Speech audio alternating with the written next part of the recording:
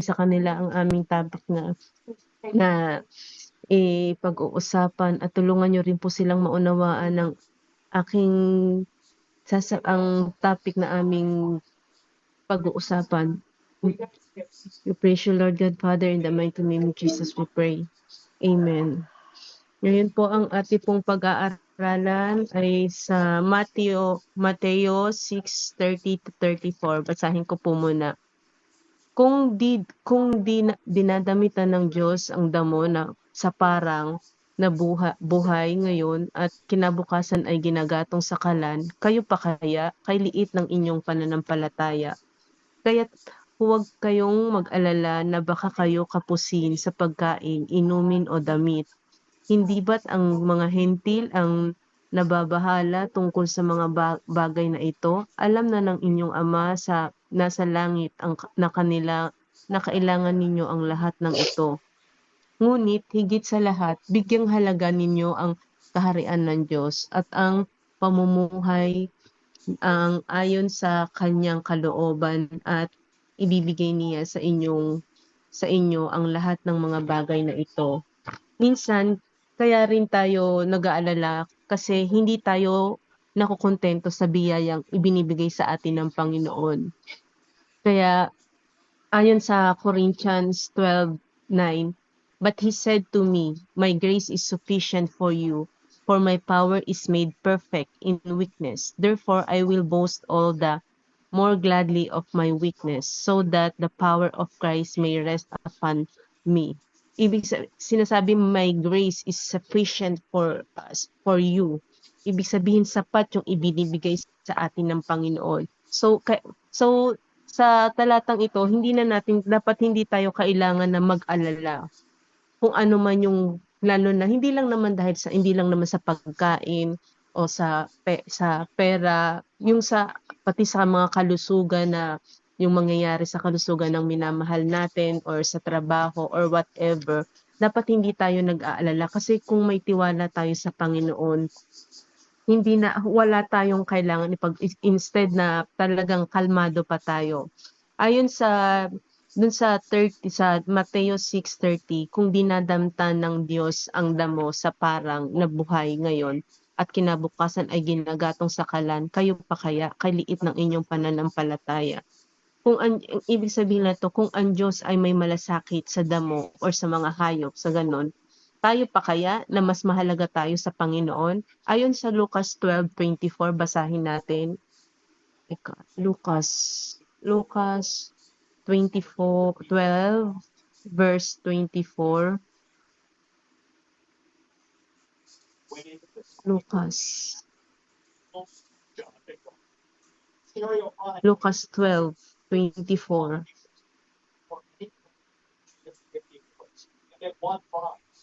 Tingnan ninyo ang mga uwak, hindi sila nagtatanim ni umaaniman, wala rin silang imbakan o kamalig, ngunit pinapakain sila ng Diyos. Higit kayong mahalaga kaysa sa mga ibon. 'Di ba binanggit nga po dito tulad ng sinabi ko kanina na mas mahalaga tayo kaysa sa damo, kahit sa mga hayop, sa mga sa lahat ng mga ginawa ng Panginoon, tayo ang mas mahalaga, tayo ang mas mahal ng Panginoon. So, bakit natin kailangan na mag-alala kung alam natin na mahal tayo ng Diyos, 'di ba? Sa Mateo 6:31, kaya't huwag kayong mag-alala na baka kayo kapusin sa pagkain, inumin o damit. Ayon sa dapat ang priority natin ay yung mga ganyan tao na nag-aalala, ang priority nila yung yung money or yung damit or trabaho or ganyan. Hindi nila top priority si God.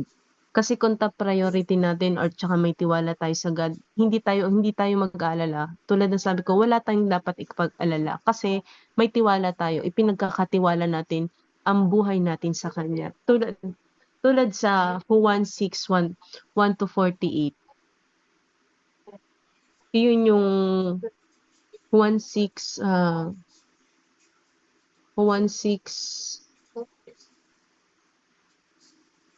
Juan 6, 1 to 14. Di ba pinakain ng Panginoong Hesus ang 5,000 katao sa si 1:6, 1 to 14. Pinakain niya ang mga 5,000 katao, nagkaroon pa ng sobra. Anong ibig ko pong ipahiwatig dito? Walang imposible sa Panginoon. Kahit na yung ito mong kakaunti na lang mauubos na, kung tayo'y nananampalataya sa Panginoon, walang imposible. Kwento ko nga sa inyo yung isang kwento ng isang pastor na siyempre ang pastor alam naman natin na walang magandang income. Ngayon, kailangan na kailangan niya ng pera dahil na magtu-tuition yung mga anak niya, college pa. So nanalangin daw siya sa private room. Teka lang po, bibigyan ko lang yung alaga ko ng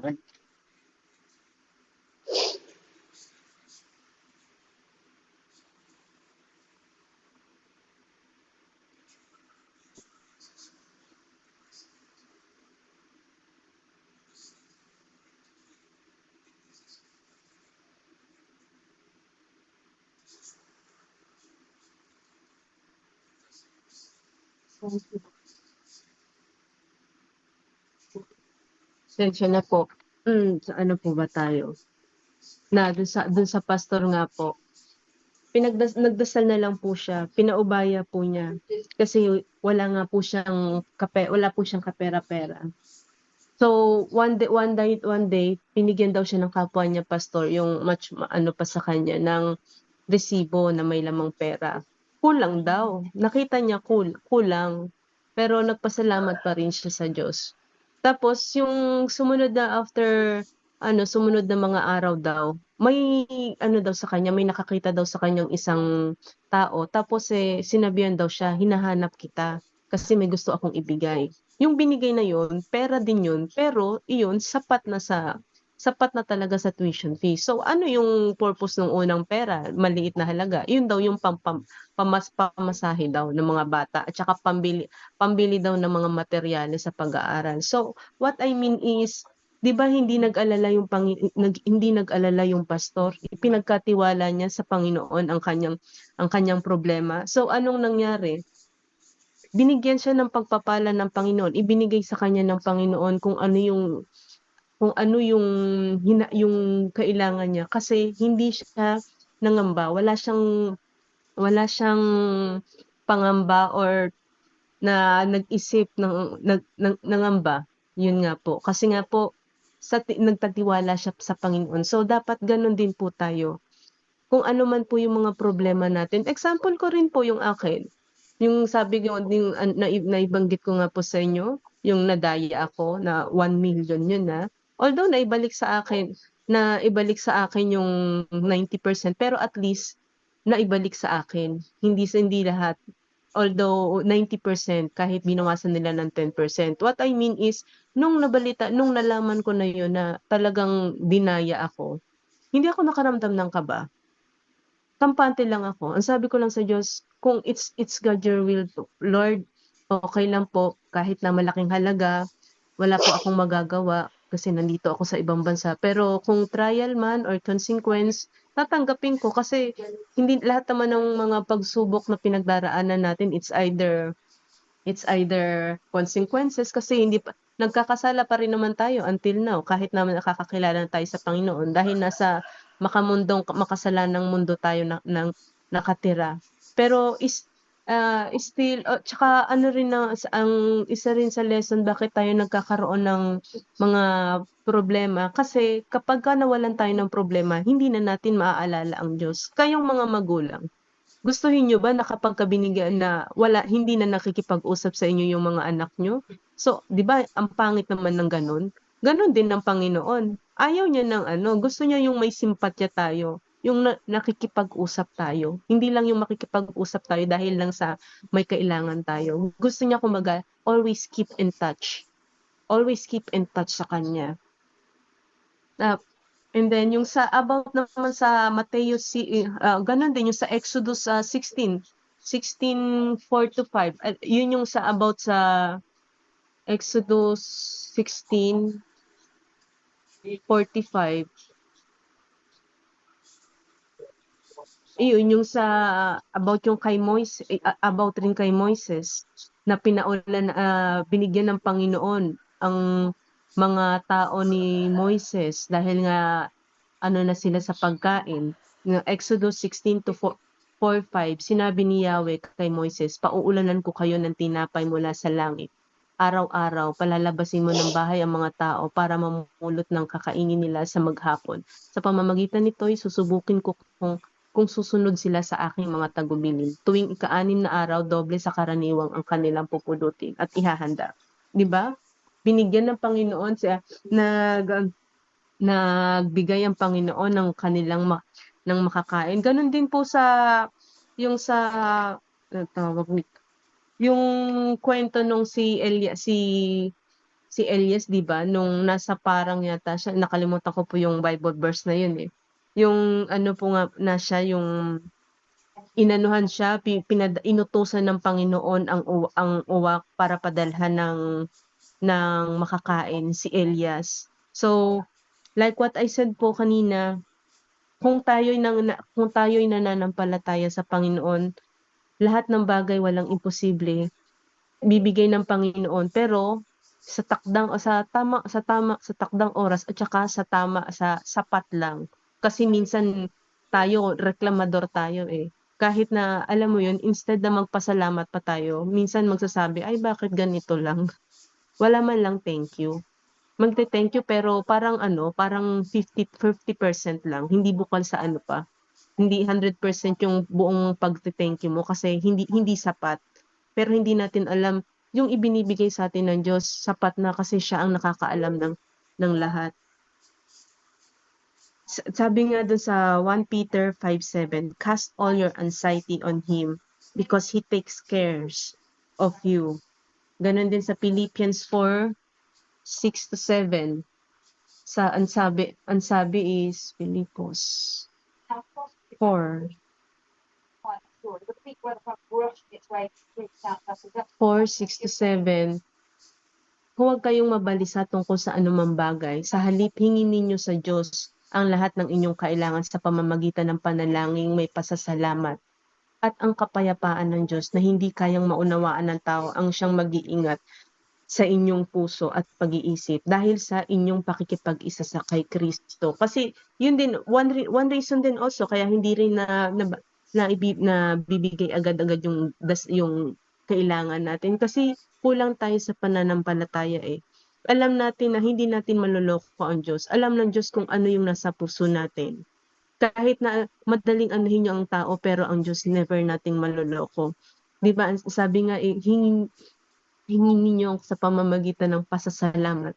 Yun nga, minsan hindi tayo nagpapasalamat, parang boss pa tayo. Instead na yung nag-create ang boss, tayo pa yung nagiging boss. Minsan meron pang ano, "Oh, Lord, bigay mo 'to. Pagka binigay mo 'to, eh, aano ako, sisimba na ako," gano'n. Sabi daw na ano ko yun sa pastor, eh, gano'n daw tayo, eh. Kaya minsan, eh, huwag tayong magtaka kung hindi nabibigay lahat-lahat. Kasi hindi natin ibinibigay yung ano, eh, yung buong puso natin sa Panginoon tulad yung kaninang sinabi ko, yung pasasalamat, dapat yung pasasalamat natin is 100%, hindi lang 50% dahil hindi binigay lahat.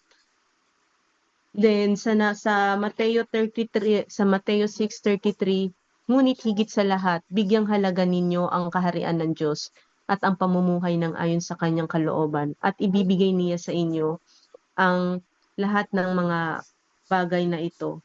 Sa ano lang dito is if we seek after kingdom of God, all things will be provided for us.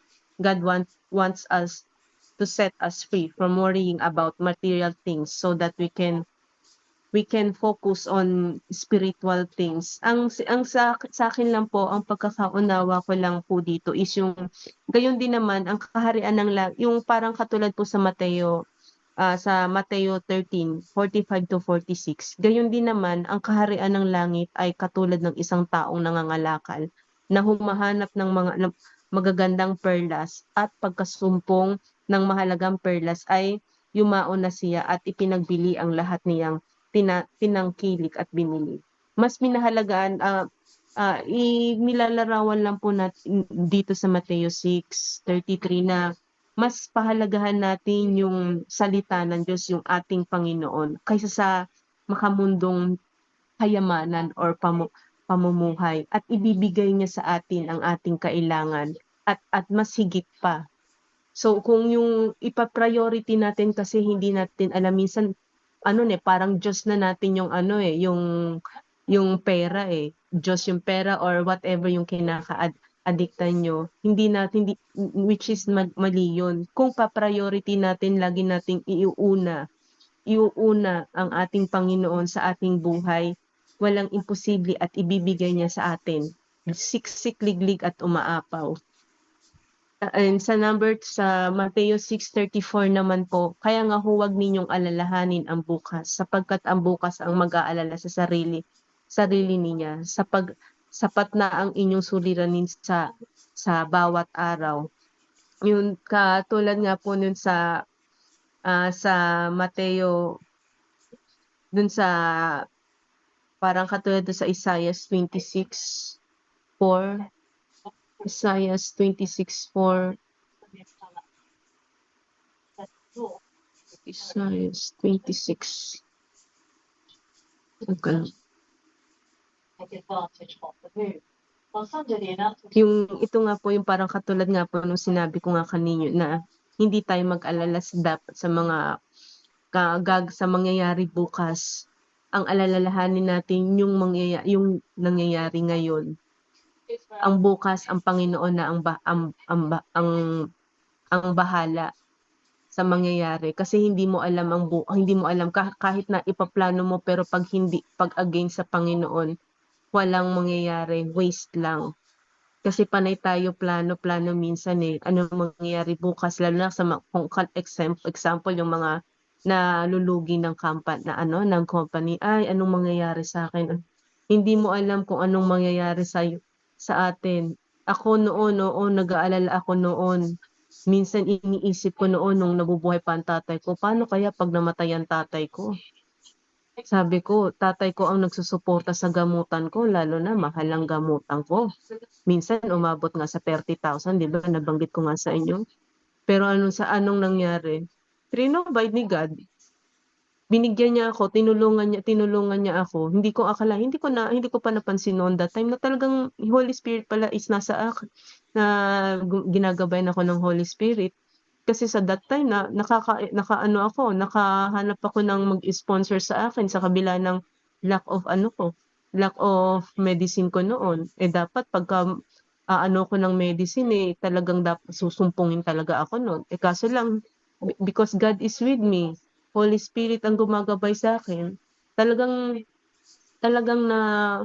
nakahanap ako ng magtutulong sa akin na mag-sponsor buwan-buwan. So what I mean, that is what anong ibig sabihin ng Mateo 6:34, na hindi natin kailangan problemahin anong mangyayari kinabukasan nga, dahil nga si God ang bahala sa bukas. Tayo still diretso lang ang buhay. Kung ano yung nangyayari sa ngayon, harapin natin kung ano yung problema or trial or whatever yung nangyayari sa buhay natin ngayon. Ipasa Diyos natin ang lahat, kasi siya ang nakakaalam ng lahat ng bagay. Ayon nga sa Isaiah 26:4, magtiwala kayo kay Yahweh magpakailanman, sapagkat ang Diyos na si Yahweh ang walang hanggang kublihan. Diba? Ayun nga po, tulad nga po ng sabi ko, magtiwala tayo sa Panginoon magpakailanman, dahil siya nga po ang ating kublihan. Yun